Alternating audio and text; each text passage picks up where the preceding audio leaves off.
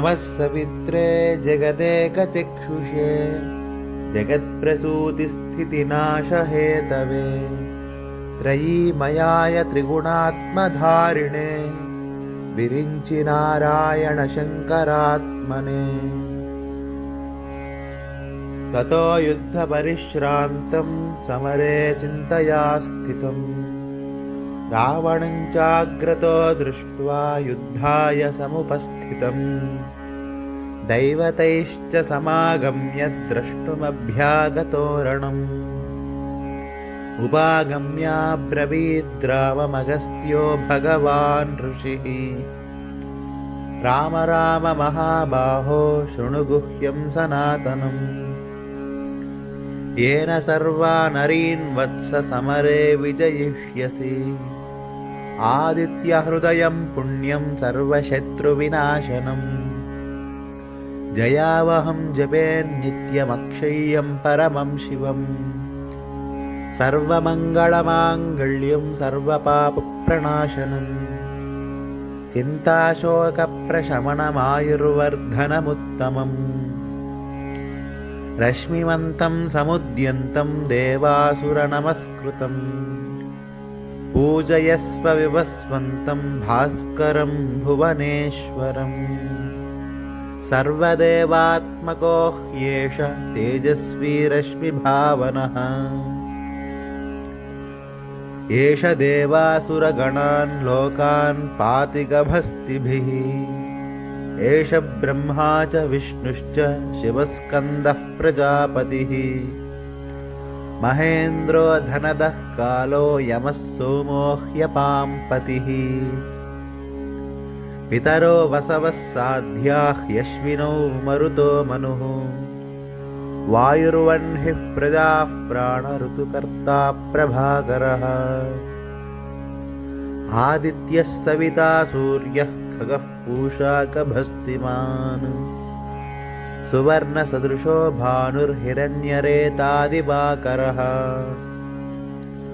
हरिदश्वः सहस्रार्चिः सप्तसप्तिर्मरीचिमान् तिमिरोन्मथनः शम्भुस्त्वष्टामार्ताण्ड अंशुमान्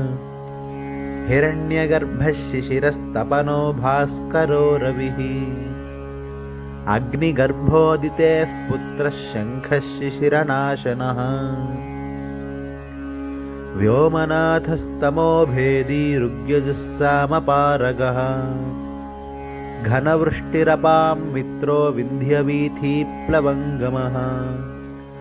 आतपीमण्डले मृत्युः पिङ्गळः सर्वतापनः कविर्विश्वो महातेजा रक्तः सर्वभवोद्भवः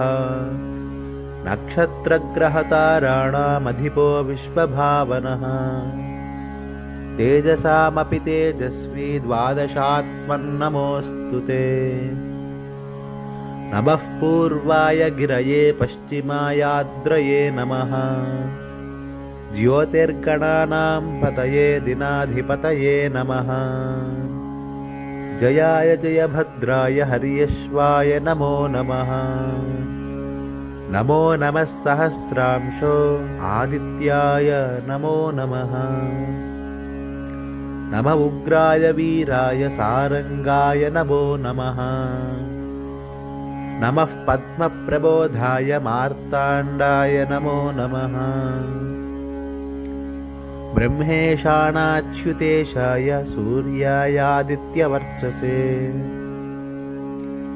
भास्वते सर्वभक्षाय रौद्राय वपुषे नमः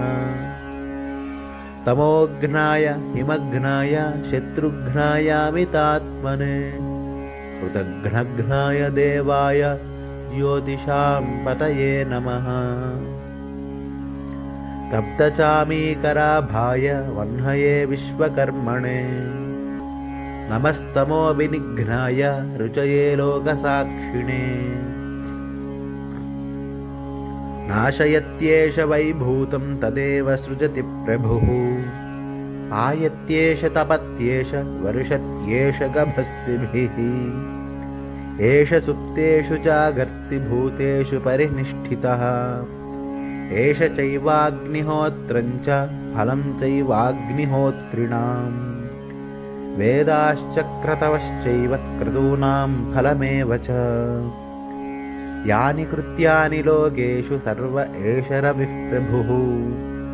एनमापत्सु कृच्छ्रेषु कान्तारेषु भयेषु च कीर्तयन् पुरुषः कश्चिन्नावसीदति राघव पूजयस्त्वैनमेकाग्रो देवदेवं जगत्पतिम् एतत्त्रिगुणितं जप्त्वा युद्धेषु विजयिष्यसि अस्मिन् क्षणे महाबाहो रावणं त्वं वधिष्यसि एवमुक्त्वा तदागस्त्यो जगाम च यथागतम् एतच्छ्रुत्वा महातेजा नष्टशोको भवत्तदा धारयामास सुप्रीतो राघवः प्रयतात्मवान् आदित्यं प्रेक्ष्य जप्त्वा तु परं हर्षमवाप्तवान् त्रिराचम्यशुचिर्भूत्वा धनुरादाय वीर्यवान् रावणं प्रेक्ष्य हृष्टात्मा युद्धाय समुपागमत् सर्वयत्नेन महता वधे तस्य धृतोऽभवत् अधरविरवदन्निरीक्ष्य रामं मुदितमनाः परमं प्रहृष्यमाणः निशिचरपति संक्षयं विदित्वा सुरगणमध्यगतो वचस्त्वरेति इत्यार्षे श्रीमद् रामायणे युद्धकाण्डे आदित्यहृदयस्तोत्रं सम्पूर्णम्। ध्येयः सदा सवितृमण्डलमध्यवर्ती नारायणः सरसि शासनवन्निविष्टः ध्येयः सदा सवितृमण्डलमध्यवर्ती नारायणः सरसि शासनसन्निविष्टः केयूरवान् मकरकुण्डलवान् किरीटी हारी हिरण्मयवपुर्धृतशङ्खचक्रः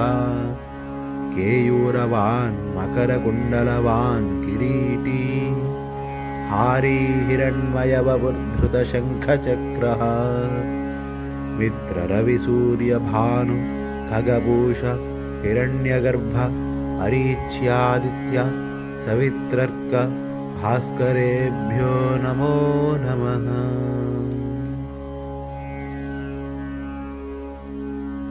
छायोषा समेत श्री सवितृसूर्यनारायण परब्रह्मणे नमः।